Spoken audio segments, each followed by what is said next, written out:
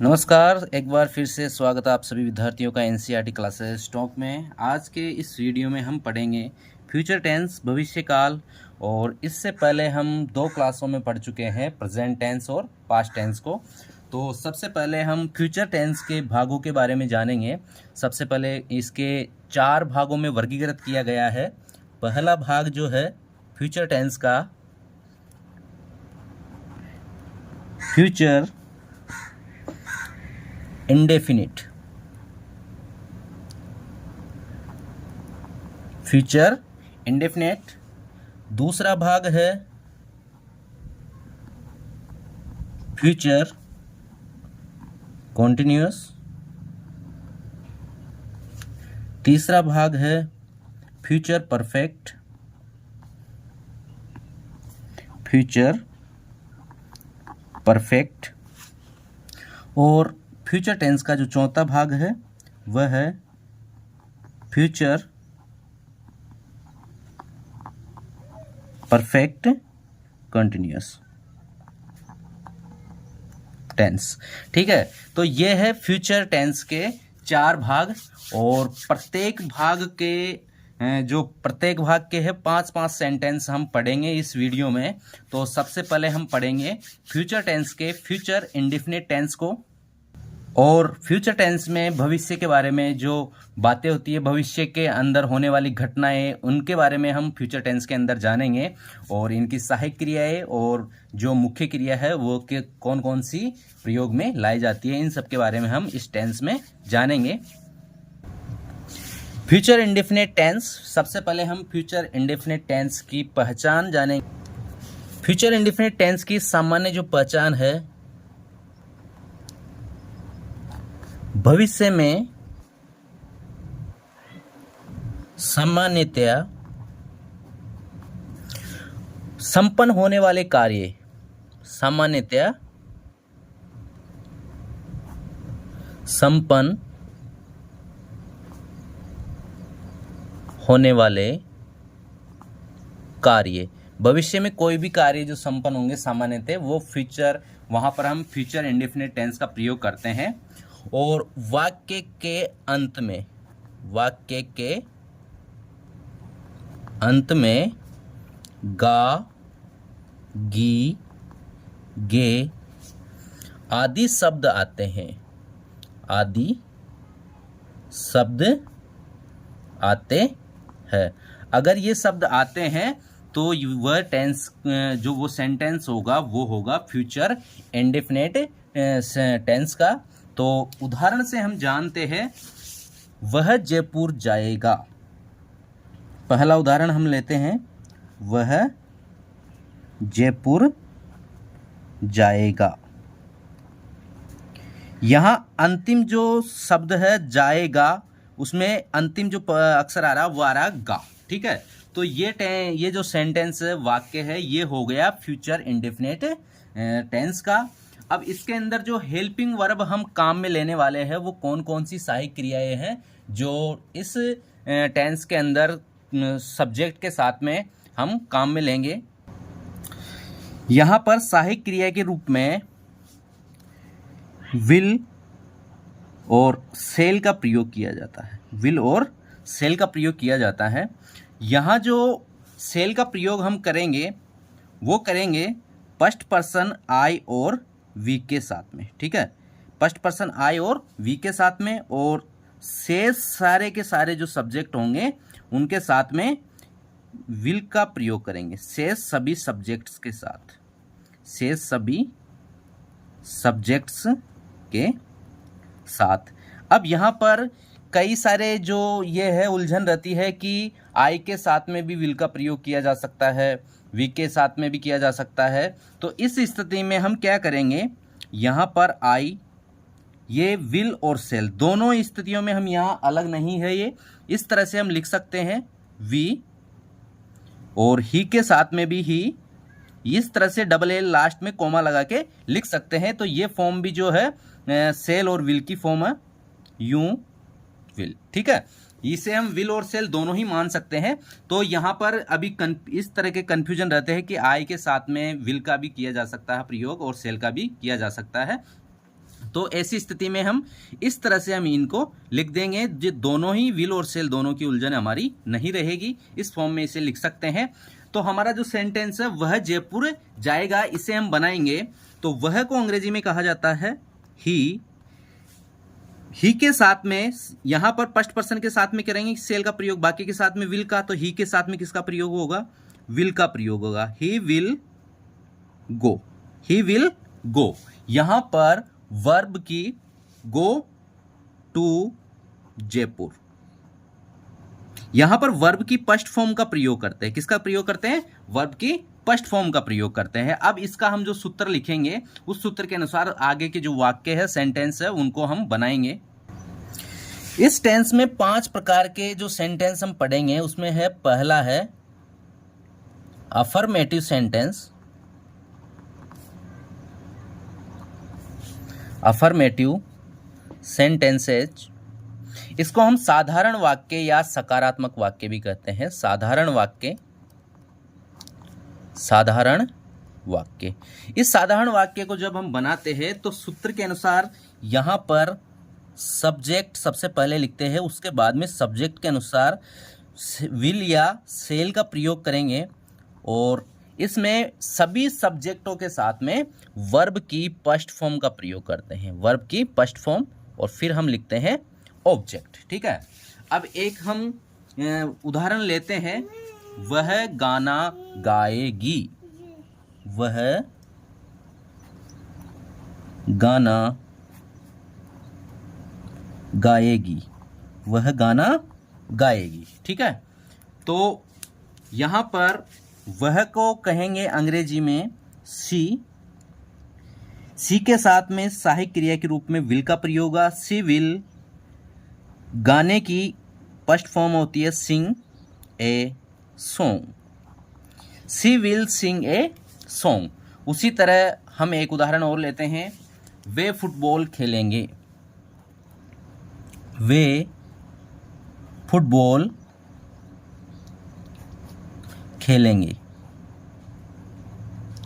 वे football खेलेंगे। वे को हम कहते हैं अंग्रेजी में दे। दे के साथ में सहायक क्रिया के रूप में विल का प्रयोग करते हैं। They will. खेलने की जो है वर्ब है हमारी खेलना, प्ले, वर्ब की first form, they play football, they will play football. तो ये हमारा जो है अफर्मेटिव सेंटेंस का सूत्र है और ये जो वाक्य बनाए हैं ये भी हमने अफर्मेटिव सेंटेंस के वाक्य बनाए हैं। अब हम अगला सेंटेंस पढ़ेंगे, नेगेटिव सेंटेंस। सबसे पहले नेगेटिव सेंटेंस का जो फॉर्मूला है वो हम लिख लेते हैं यहाँ पर। इसका सबसे पहले सब्जेक्ट, सब्जेक्ट के तुरंत बाद में सहायक क्रिया के रूप में विल और सेल सब्जेक्ट के अनुसार, और सहायक क्रिया के बाद में प्रयोग करेंगे हम नोट का, वर्ब की फर्स्ट फॉर्म और ऑब्जेक्ट। इस तरह से हम नेगेटिव सेंटेंस का ये जो सूत्र है इस अनुसार हम बनाते हैं। एक नेगेटिव सेंटेंस हम लेते हैं, वह जयपुर नहीं जाएगा, वह जयपुर नहीं जाएगा, वह जयपुर नहीं जाएगा। इसे हम लिखेंगे, सबसे पहले सब्जेक्ट है हमारे पास में, सब्जेक्ट है वह को हम अंग्रेजी में कहते हैं ही। उसके बाद में है सहायक क्रिया, तो यहाँ पर सहायक क्रिया के रूप में इस तरह से भी हम लिख सकते हैं। ये विल और सेल का कंफ्यूजन खत्म कर देता है हमारा यहाँ पर। ठीक है। या फिर हम वैसे प्रयोग करते तो इसके साथ में विल का प्रयोग करते। ठीक है। He will. यहाँ पर है negative sentence, he will not go to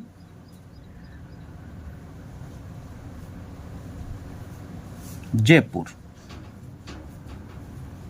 he will not go to Jaipur. तो ये हमारा है negative sentence.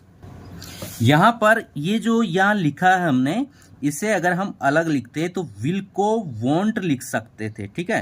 He want go to Jaipur. इस तरह से भी इस वाक्य को हम लिख सकते थे। ठीक है। तो ये हमारा नेगेटिव सेंटेंस है। एक और सेंटेंस हम ले लेते हैं इसमें ही, वे फुटबॉल नहीं खेलेंगे, वे फुटबॉल नहीं खेलेंगे। यहाँ पर गे शब्द आ रहा है अंत में, खेलेंगे, और भविष्य की बात की जा रही है, तो ये हमारा फ्यूचर इंडेफिनिट टेंस का वाक्य हो गया। तो वे को अंग्रेजी में कहा जाता है दे के साथ में नहीं खेलेंगे, तो इसको लिख सकते हैं हम वॉन्ट, यहाँ वॉन्ट कोमा टी, ठीक है। उसके बाद में वर्ब है, वर्ब की first form play football, play football. ये हमारा सेंटेंस कंप्लीट हो चुका है। तो ये है नेगेटिव सेंटेंस। नेगेटिव के बाद अगला जो सेंटेंस है वह है इंट्रोगेटिव सेंटेंस। तो इंट्रोगेटिव सेंटेंस का जो सूत्र है वो किस तरह से हम लिखते हैं। सबसे पहले इंट्रोगेटिव में सहायक क्रिया का प्रयोग करते हैं, विल, सेल।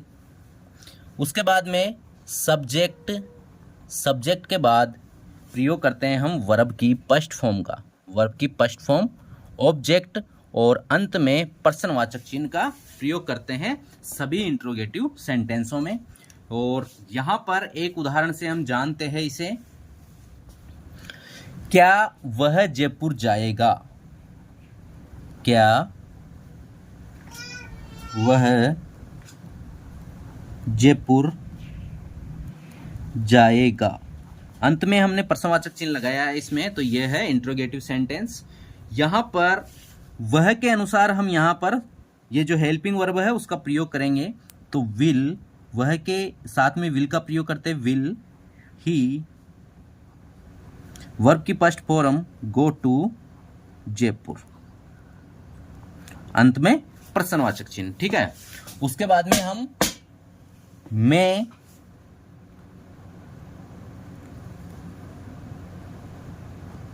खाना, क्या मैं खाना बनाऊंगा, क्या मैं खाना बनाऊंगा। यहां मैं के साथ में करेंगे सेल का प्रयोग, और विल का भी कर सकते हैं, shall I cook food, shall I cook food. और ये यहाँ पर इंट्रोगेटिव का जो प्रश्नवाचक चिन्ह होता है ये हम अंत में लगा देते हैं, और हेल्पिंग वर्ब से ये शुरू करते हैं। तो ये है इंट्रोगेटिव सेंटेंस। और इंट्रोगेटिव नेगेटिव सेंटेंस है, उसका भी हम स्ट्रिक्ट सूत्र है जो इसमें लिख देते हैं। इंट्रोगेटिव नेगेटिव का, इंट्रोगेटिव नेगेटिव, इंट्रोगेटिव नेगेटिव में क्या करते हैं कि यहां पर जो सेल और विल सहायक क्रिया आती है, उसके बाद में सब्जेक्ट, और सब्जेक्ट के तुरंत बाद नोट का प्रयोग करते हैं, और नोट के बाद में वर्ब की फर्स्ट फॉर्म, ऑब्जेक्ट, और ये प्रश्नवाचक चिन्ह, ठीक है। तो इससे हम यहाँ सेंट और इसको वॉन्ट इस तरह से भी लिख सकते हैं, सेल और विल को। लेकिन अगर हम इस तरह से लिखेंगे तो यहां पर नोट का प्रयोग नहीं करेंगे। अगर इस तरह से लिखते हैं तो हम यहां पर नोट का प्रयोग करते हैं, ठीक है। तो वह जयपुर, क्या वह जयपुर नहीं जाएगा, क्या वह जयपुर नहीं जाएगा, ठीक है। अब इस सेंटेंस को हम दो तरह से बना सकते हैं। सबसे पहले तो इसमें इस वाले सूत्र से बनाएंगे, तो ही के साथ में विल का प्रयोग करेंगे, विल ही। यहाँ नोट का प्रयोग करेंगे, नोट, वर्ब की first form go to Jaipur, अंत में प्रश्नवाचक चिन्ह। इस तरह से बना दिया। दूसरे तरीके से अगर हम बनाना चाहते हैं तो इसको यहाँ पर वॉन कॉमा टी लिख सकते हैं, और उसके बाद में ही गो टू जयपुर। यहां पर नोट का प्रयोग नहीं करेंगे क्योंकि ये जो है विल नोट की शॉर्ट फॉर्म है। तो इस तरह से हम इंट्रोगेटिव नेगेटिव सेंटेंस को बना सकते हैं। अब हमारे पास में WS वर्ड वाले जो सेंटेंस है उनको बनाना है हमें। WS वर्ड वाले जो सेंटेंस होते हैं उसमें सबसे पहले WS वर्ड लिखते हैं, उसके बाद में सहायक क्रिया, हेल्पिंग वर्ब, सेल और विल सब्जेक्ट के अनुसार, उसके बाद में सब्जेक्ट, वर्ब की फर्स्ट फॉर्म, ऑब्जेक्ट और अंत में प्रश्नवाचक चिन्ह। ठीक है, तो ये हमारा 5वें प्रकार का वाक्य है। WH वर्ड वाले जो वाक्य है WH वर्ड से शुरू होते हैं। तो मोहन, एक वाक्य हम लेते हैं, मोहन जयपुर कब जाएगा। यहां WH वर्ड जो है वह है कब। ठीक है, तो इसी से शुरू करेंगे। तो कब को कहते हैं अंग्रेजी में व्हेन। मोहन सब्जेक्ट है तो मोहन के साथ में प्रयोग करेंगे विल का, when will Mohan.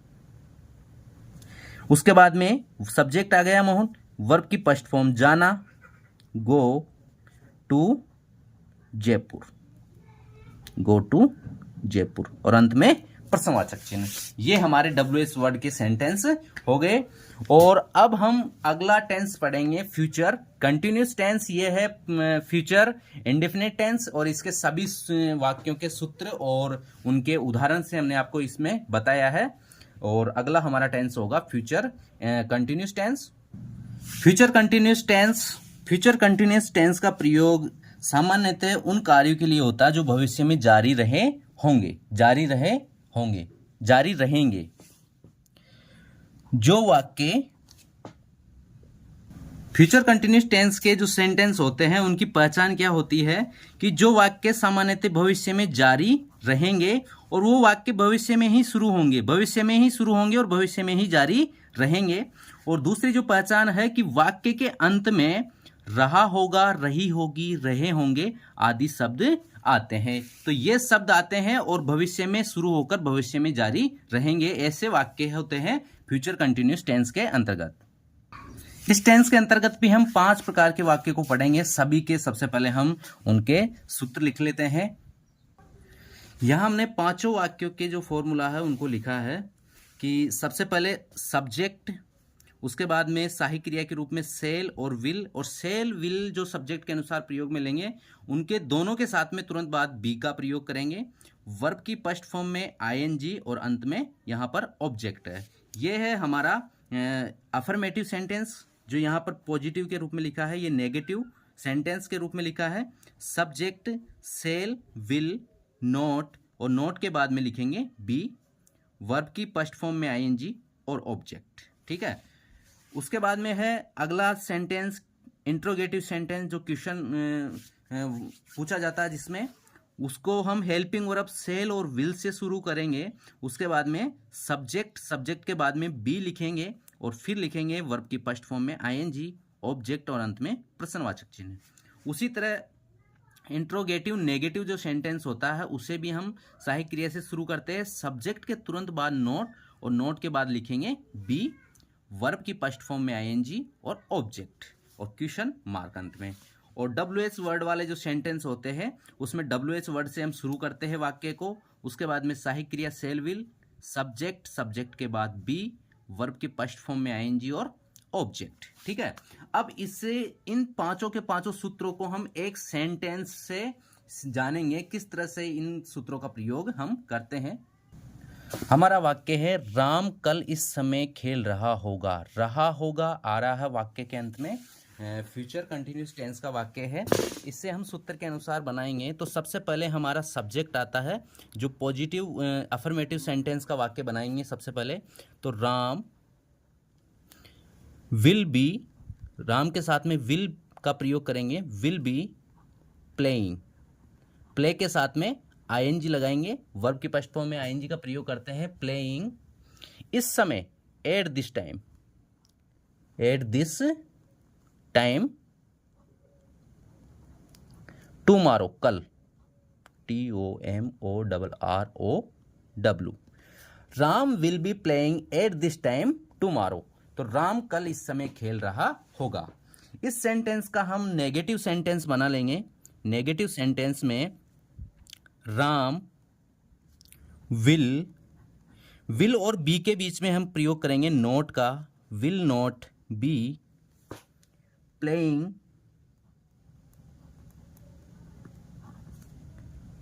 Eight this time tomorrow.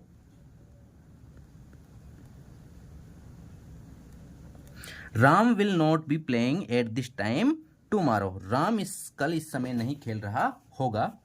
अगला वाक्य हम बनाएंगे इंट्रोगेटिव। इंट्रोगेटिव में हम शुरू करते हैं हेल्पिंग वर्ब से। हेल्पिंग वर्ब में प्रयोग में लिया है विल, उसके बाद में सब्जेक्ट के रूप में है हमारे पास में Ram.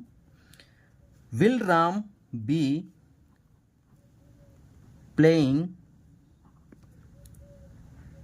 Eight this time tomorrow. क्या कल राम इस समय खेल रहा होगा। और इंट्रोगेटिव में नेगेटिव सेंटेंस हमने उसका सूत्र लिखा है, तो इंट्रोगेटिव में नेगेटिव जो लिखेंगे, नेगेटिव में विल राम और सब्जेक्ट के तुरंत बाद हम किसका प्रयोग करेंगे, नॉट का। Not be playing at this time tomorrow. और यहां पर अंत में प्रश्नवाचक चिन्ह भी लगाना है हमें, और इसमें भी ये प्रश्नवाचक चिन्ह। ये हमारे 4 वाक्य हो गए। अब WH वर्ड वाला जो वाक्य होगा, WH वर्ड वाला वाक्य इस तरह से होगा कि कल राम कल इस समय कहाँ खेल रहा होगा। कहाँ खेल रहा होगा, कहाँ शब्द को लिखेंगे। सबसे पहले WH word, where will Ram be playing at this time tomorrow. और अंत में प्रश्नवाचक चिन्ह। तो जो पांचों के पांचों सूत्र लिखे थे, उसी सूत्र के अनुसार हमने इस सेंटेंस के वो सारे के सारे वाक्य बनाए हैं। ये हमने प्रेजेंट जो फ्यूचर कंटिन्यूस टेंस का 5 वाक्य होते हैं, वो 5 के 5 वाक्य, एक वाक्य हिंदी का लिया है, उसी के अनुसार सारे के सारे सूत्रों के अनुसार हमने बनाए हैं। तो ये हमारा फ्यूचर कंटिन्यूस टेंस कंप्लीट हुआ है। Future perfect tense. Future perfect tense में हम उन वाक्यों को पढ़ते हैं कि जो कार्य भविष्य में निश्चित समय या किसी अन्य कार्य के पूर्ण होने तक पूरा हो जाएगा, कार्य के होने तक पूर्ण हो जाएगा, या फिर वाक्य के अंत में चुका होगा, चुकी होगी, चुके होंगे आदि शब्द आते हैं। तो वो सभी वाक्यों को हम फ्यूचर परफेक्ट टेंस में पढ़ते हैं। ये उदाहरण के लिए हिंदी वाक्य है, वह अगले वर्ष तक इस योजना को पूर्ण कर चुकेगा। वह अगले वर्ष तक इस योजना को पूर्ण कर चुकेगा। चुकेगा शब्द आ रहा है अंत में, और एक निश्चित समय तक उस कार्य को पूरा किया जा चुकेगा। ठीक है, तो इस वाक्य के अनुसार हम इसके जो सेंटेंस है उनके सबसे पहले स्ट्रक्चर लिखते हैं उनका। तो पहला है हमारा अफर्मेटिव सेंटेंस। उससे पहले हम जान लेते हैं इसमें हेल्पिंग वर्ब के रूप में क्या काम में लेते हैं।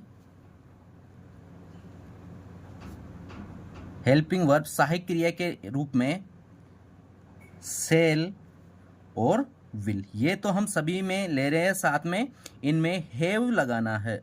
ठीक है, साथ में इनमें क्या लगाना है, हैव लगाना है। और जिस तरह से हमने पिछले वाक्यों में जिन सब्जेक्ट्स के साथ में सेल का प्रयोग किया था और विल का किया था, उसी अनुसार हमें इनमें करना है।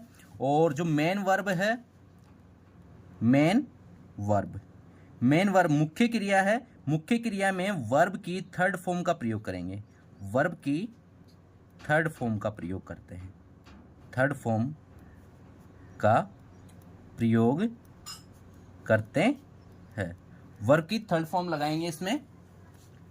ये जो वाक्य है वह अगले वर्ष तक इस योजना को पूर्ण कर चुकेगा। सबसे पहले इसका स्ट्रक्चर लिख लेते हैं हम। जो वाक्य होगा, सबसे पहले सब्जेक्ट लिखा जाएगा। सब्जेक्ट के बाद में सब्जेक्ट के अनुसार सेल और विल लिखेंगे। विल लगाते हैं हेल्पिंग वर्ब के रूप में। उसके बाद में हैव, जो सभी के साथ में लगाते हैं। वर्ब की थर्ड फॉर्म ऑब्जेक्ट। यह है हमारा जो अफर्मेटिव सेंटेंस है उसका स्ट्रक्चर। ठीक है, अब इस स्ट्रक्चर, इस सूत्र के अनुसार हम इस वाले वाक्य को बनाएंगे, वह अगले वर्ष तक इस योजना को पूर्ण कर चुकेगा। सबसे पहले सब्जेक्ट है, सब्जेक्ट के रूप में आएगा वह, ही विल। उसके बाद में आएगी हैव, ही विल हैव, पूर्ण कर चुकेगा, कंप्लीटेड। वर्ब कंप्लीट का थर्ड फॉर्म होता है कंप्लीटेड, कंप्लीटेड। इस कार्य, इस योजना को, दिस ऑब्जेक्ट है, दिस प्रोजेक्ट अगले वर्ष तक, तो यह है टाइम, तो बाय नेक्स्ट ईयर का प्रयोग करेंगे यहां पर, by next year, by next year. तो he will have completed this project by next year. तो ये हमारा जो सेंटेंस है ये है अफर्मेटिव सेंटेंस का। अब हम इसके अलावा जो हमारे शेष सेंटेंस है इन नेगेटिव, इंट्रोगेटिव, इंट्रोगेटिव, नेगेटिव, उनको हम बनाएंगे। तो उनका सबसे पहले उनका स्ट्रक्चर हम लिखेंगे। तो सबसे पहले नेगेटिव का लिखते हैं हम, नेगेटिव सेंटेंस का। नेगेटिव सेंटेंस है उसमें सबसे पहले सब्जेक्ट, उसके बाद में सब्जेक्ट के अनुसार सेल और विल का प्रयोग करते हैं, और सेल विल के तुरंत बाद में नोट का प्रयोग करते हैं, और हैव नोट के बाद लिखते हैं। वर्ब की थर्ड फॉर्म ऑब्जेक्ट। ठीक है, इस सेंटेंस के अनुसार ही इस वाक्य को हम बनाएंगे। तो यहां पर सब्जेक्ट पहले ही, विल, विल और हैव के बीच में हम नोट का प्रयोग करेंगे, नोट, हैव, वर्ब की third form completed, this project by next year, वह इस अगले वर्ष तक इस योजना को पूर्ण नहीं कर चुकेगा। ठीक है, तो ये इसका अर्थ बन रहा है, और ये है हमारा नेगेटिव सेंटेंस। अब हम बनाएंगे इंट्रोगेटिव सेंटेंस इसी वाक्य के तर्ज पर।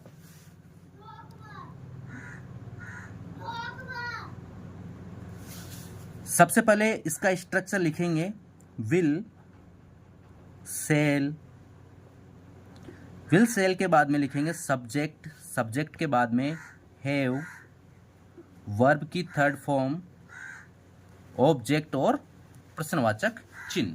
ठीक है, तो इसे, इस वाले वाक्य को इसके अनुसार बनाएंगे। तो इसमें पहले हम प्रयोग करेंगे हेल्पिंग वर्ब के रूप में विल का प्रयोग, will he have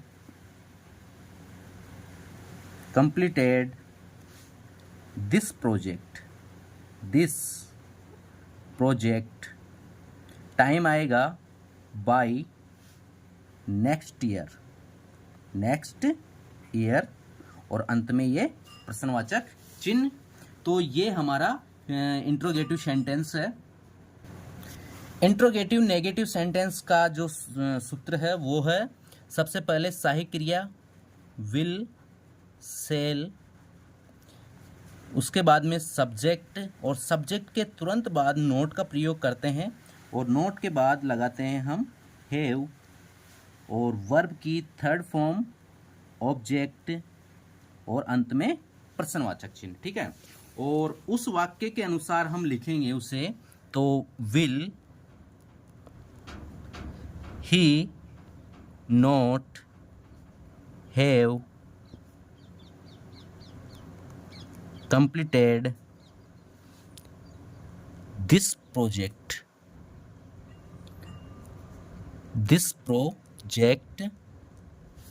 by next year, अंत में क्वेश्चन मार्क। ठीक है, तो ये है इंट्रोगेटिव नेगेटिव सेंटेंस। और अब हम बनाएंगे WH वर्ड वाला जो सेंटेंस है, WH वर्ड से शुरू होते हैं।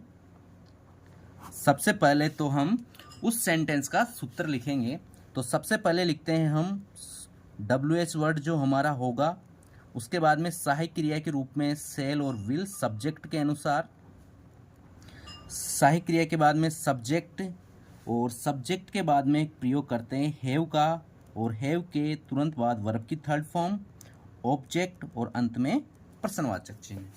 अब इस वाले वाक्य को हम बना सकते हैं कि वह इस योजना को कब तक पूर्ण कर चुकेगा, कब तक पूर्ण कर चुकेगा, वह इस योजना को कब तक पूर्ण कर चुकेगा। इस सेंटेंस में यहाँ पर टाइम हमसे पूछा जा रहा है, इसलिए यहाँ पर कब शब्द आ रहा है। तो कब को हम अंग्रेजी में कहते हैं व्हेन, WH वर्ड यही होगा हमारा व्हेन। वह के साथ में सहायक क्रिया के रूप में विल का प्रयोग करेंगे, विल, ही। वर्ब की थर्ड, यहाँ पर हैव लगाएंगे पहले और फिर वर्ब की third form completed this project, और अंत में प्रश्नवाचक चिन्ह। अब यहाँ पर जो बाय नेक्स्ट ईयर है वो हट गया, क्योंकि यहाँ पर जो वाक्य है उसमें समय पूछा जा रहा है, इसलिए समय को हटा दिया गया है। तो ये जो हमारा टेंस था ये था फ्यूचर परफेक्ट टेंस, और उसके 5 वाक्य जो affirmative, negative, interrogative, interrogative negative और WH वर्ड से शुरू होने वाले वाक्य। अब हमारा जो आखिरी जो टेंस बचा है वह है future perfect continuous tense. Future perfect continuous tense, इस टेंस के अंतर्गत हम पढ़ते हैं जो कार्य भविष्य में किसी समय तक जारी रहेंगे, जो कार्य भविष्य में ही शुरू होंगे और भविष्य में ही किसी समय तक जारी रहे होंगे, ठीक है, जारी रहेंगे। और अगर वाक्य के अंत में से रहा होगा, से रही होगी, से रहे होंगे आदि शब्द आते हैं, तो ऐसे जो वाक्य है वो फ्यूचर परफेक्ट कंटिन्यूस टेंस के होते हैं। जैसे उदाहरण के लिए हम लेते हैं, अगले सोमवार को हम सुबह से पतंग उड़ा रहे होंगे। ये जो कार्य होगा ये भविष्य में ही शुरू होगा और इसके आगे जो होगा वो कंटिन्यूस होगा, ठीक है, भविष्य में शुरू होगा और कंटिन्यू होगा, ठीक है। तो ये हो गया फ्यूचर परफेक्ट कंटिन्यूस टेंस, ठीक है। अब इसकी जो सहायक क्रिया के रूप में जो प्रयोग में लेते हैं वो लिखते हैं हम सबसे पहले हेल्पिंग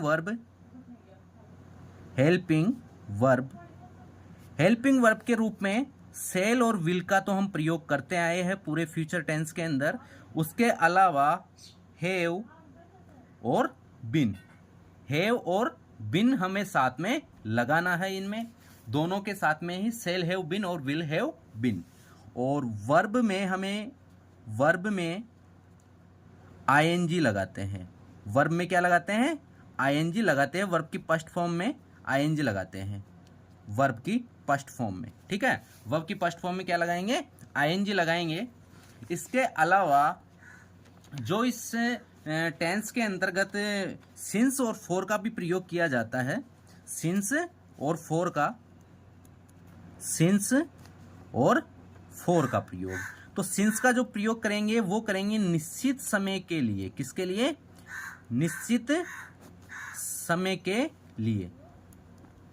जैसे मंडे डे का नाम है 2025 और 6 o'clock मंथ का नाम आ जाए जैसे जुलाई। इनके साथ में तो हम किसका प्रयोग करते हैं? सिंस का प्रयोग करते हैं, ठीक है। और अगर समय की अवधि दे दी जाती है, समय अवधि दे दी जाती है, जैसे 2 hours, 2 days, 2 months, 2 years, ये हो गई समय की अवधि। तो समय की अवधि के साथ में हम किसका प्रयोग करते हैं? फॉर का प्रयोग करते हैं। अब हम अफर्मेटिव सेंटेंस का जो स्ट्रक्चर है वो लिखेंगे। अफर्मेटिव सेंटेंस में सबसे पहले हम प्रयोग करते हैं, सब्जेक्ट को लिखते हैं। सब्जेक्ट के बाद में सहायक क्रिया के रूप में सब्जेक्ट के अनुसार विल और सेल का प्रयोग करते हैं, सेल लगाते हैं।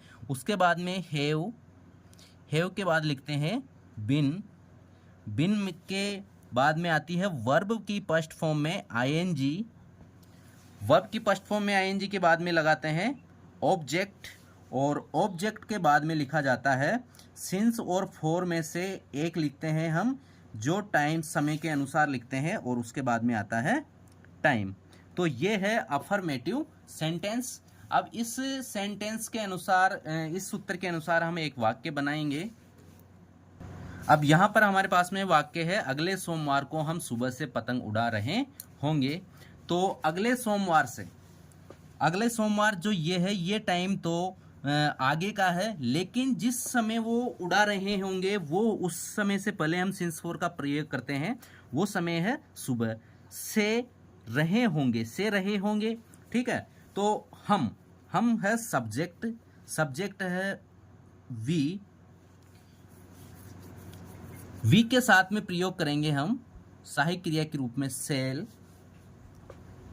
Have, been. We shall have been verb की फर्स्ट फॉर्म उड़ाने को कहते हैं फ्लाई, और फ्लाई के साथ में लगा देंगे हम ing, फ्लाइंग, काइट्स, पतंग, काइट्स। उसके बाद में हम करेंगे सिंस और फोर का प्रयोग। तो सुबह का समय जो होता है वो निश्चित होता है, तो सिंस मॉर्निंग। उसके बाद में जो ये है अगले सोमवार से, ठीक है, कब से? अगले सोमवार से। तो उससे पहले ये जो प्रीपोजिशन ऑन का प्रयोग किया जाता है नेक्स्ट मंडे। डे से पहले किसका प्रयोग करते हैं? ऑन का प्रयोग करते हैं, ठीक है। तो ये हो गया नेक्स्ट मंडे। जो अगला सोमवार का जो भविष्य का समय होगा वो होगा, लेकिन उस जो भविष्य के समय कौन सा होगा वो है सुबह। तो उस सुबह से पहले हमने किसका प्रयोग किया है? सिंस का प्रयोग किया है, ठीक है। ये हमारा जो सेंटेंस है ये है अफर्मेटिव सेंटेंस, सकारात्मक वाक्य। अब हम बनाएंगे नेगेटिव सेंटेंस। नेगेटिव सेंटेंस का सबसे पहले हम सूत्र लिखेंगे। Negative sentences. नकारात्मक जो वाक्य होता है, नकारात्मक वाक्य में क्या होता है कि नोट का प्रयोग किया जाता है। नकारात्मक वाक्य में नोट का प्रयोग किया जाता है। तो सबसे पहले हम लिखेंगे सब्जेक्ट। सब्जेक्ट के बाद में सब्जेक्ट के अनुसार सहायक क्रिया का प्रयोग करते हैं हम विल और सेल का, और विल और सेल के तुरंत बाद हम लगाते हैं नोट, क्योंकि नोट हमेशा WH वर्ड को छोड़कर सभी के अंदर जो आता है वो तीसरे नंबर पर आता है, ठीक है। तीसरे स्थान पर नोट का प्रयोग किया जाता है हमेशा। नोट, हैव, यहां पर लगाएंगे बिन, वर्ब की फर्स्ट फॉर्म में ing, ऑब्जेक्ट के बाद में समय के अनुसार हम सिंस और फोर का प्रयोग करते हैं, और सिंस फोर के बाद में लिखते हैं हम टाइम, ठीक है।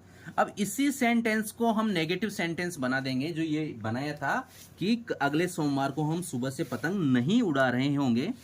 तो यहां पर वी सेल नॉट, यहां पर क्या आ जाएगा? सेल और हैव के बीच में नॉट, हैव बिन फ्लाइंग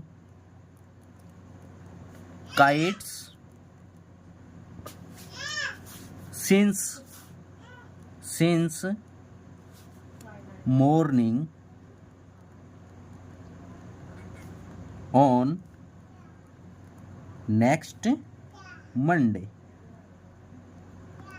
ये हमारा नेगेटिव सेंटेंस जो है, इसी सेंटेंस का हमने नेगेटिव सेंटेंस बनाया है, और यह है नेगेटिव सेंटेंस का स्ट्रक्चर। यहां पर नोट का हमें ध्यान रखना है कि विल और सेल के तुरंत बाद और तीसरे नंबर पर हमेशा हम नेगेटिव नोट का प्रयोग करते हैं। अगला जो सेंटेंस होगा वो होगा इंट्रोगेटिव। इंट्रोगेटिव सेंटेंस जो होते हैं वो होते हैं प्रश्नवाचक वाक्य, और प्रश्नवाचक वाक्य को हम करते हैं शुरू सहायक क्रिया से। सहायक क्रिया के रूप में सेल और विल का प्रयोग किया है हमने सब्जेक्ट के अनुसार। उसके बाद में सब्जेक्ट, और सभी सब्जेक्टों के साथ में हैव बिन तो लगाना है हमें। हैव और हैव के बाद बिन, वर्ब की फर्स्ट फॉर्म में ing, उसके बाद में ऑब्जेक्ट के बाद हम समय के अनुसार सिंस और फोर दोनों में से एक का प्रयोग करेंगे। सिंस, फोर, और फिर आएगा टाइम, और टाइम के बाद में इसमें हमें लगाना है अंत में प्रश्नवाचक चिन्ह, ठीक है। तो हमारा जो वाक्य था अगले सोमवार को हम सुबह से पतंग उड़ा रहे होंगे, तो उसे हम कह सकते हैं कि क्या अगले सोमवार को हम सुबह से पतंग उड़ा रहे होंगे। तो उसी वाक्य को हम बना लेते हैं। तो यहाँ पर सेल वी हैव बीन, उड़ा रहे होंगे, फ्लाइंग काइट्स, अगले सोमवार को सुबह से, तो सुबह है तो since morning on next Monday, ये अंत में क्वेश्चन मार्क हमने लगा दिया है। ठीक है, तो ये हमारा हो गया इंट्रोगेटिव सेंटेंस। इंट्रोगेटिव सेंटेंस का जो ये है स्ट्रक्चर हमने बनाया है, ये सूत्र है, इसके अनुसार हम वाक्य को बनाते हैं। अगला जो सेंटेंस होगा वो इंट्रोगेटिव नेगेटिव सेंटेंस होगा। इंट्रोगेटिव नेगेटिव सेंटेंस में हम नोट को यहां पर आगे रख देते हैं, इसको इस रूप में लिख सकते हैं। ठीक है, वॉन्ट कॉमा टी, और सेल को सैन कॉमा यहाँ पर टी, उसके बाद में सब्जेक्ट, और सब्जेक्ट के बाद में हैव बीन, वर्ब की फर्स्ट फॉर्म में आईएनजी, ऑब्जेक्ट के बाद में सिंस फोर के बाद में हम लिखेंगे टाइम, और टाइम के बाद में अंत में आएगा प्रश्नवाचक चिन्ह। अब इसी वाक्य का हम नेगेटिव सेंटेंस बनाएंगे, जो ऊपर वाला वाक्य हमने बनाया था। तो यहाँ पर सेल नोट का जो सैन कोमा टी, ये हो गया सब्जेक्ट के रूप में we have been flying kites since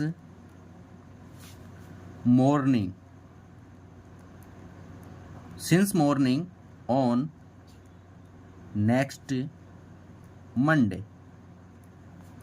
इस सेंटेंस में केवल हमें क्या लगाना था, नोट लगाना था। तो नोट वाली जो फॉर्म होती है विल और सेल की, वो यहाँ पर आगे लिख दी, इसलिए यहाँ पर नोट हमने नहीं लिखा। तो ये नोट वाली जो फॉर्म है यहाँ आ गई है। बाकी सेंटेंस में कोई चेंजिंग नहीं करनी है, वैसे के वैसे ही हमें इसे लिखना है।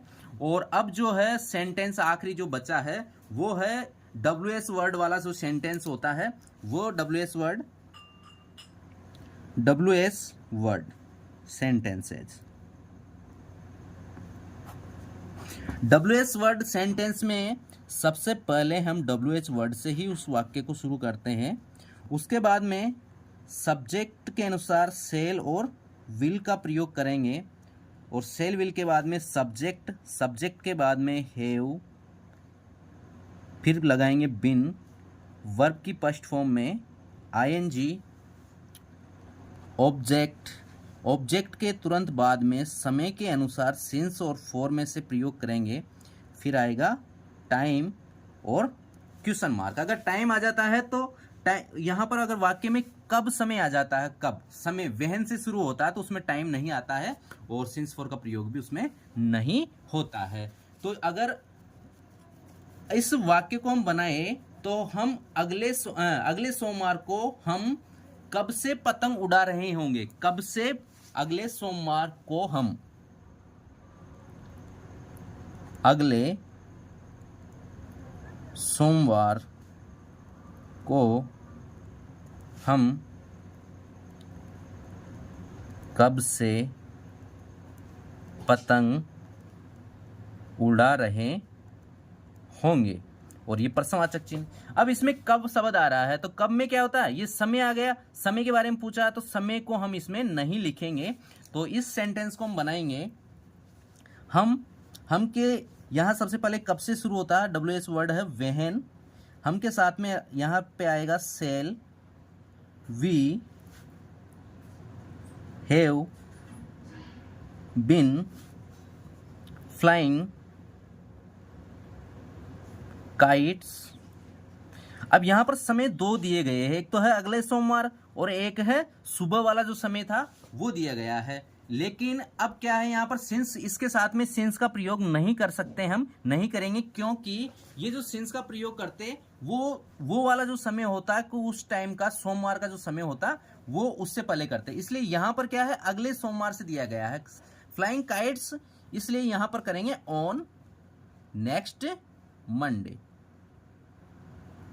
और अंत में ये प्रश्नवाचक चिन्ह। ठीक है, तो आज के इस वीडियो में हमने पढ़ा है फ्यूचर टेंस के चारों भाग और प्रत्येक भाग के पांच प्रकार के सेंटेंसों के बारे में। और ये हमारे जो 3 क्लासें हैं, इससे पहले प्रेजेंट और पास्ट टेंस को हमने कंप्लीट पढ़ लिया है।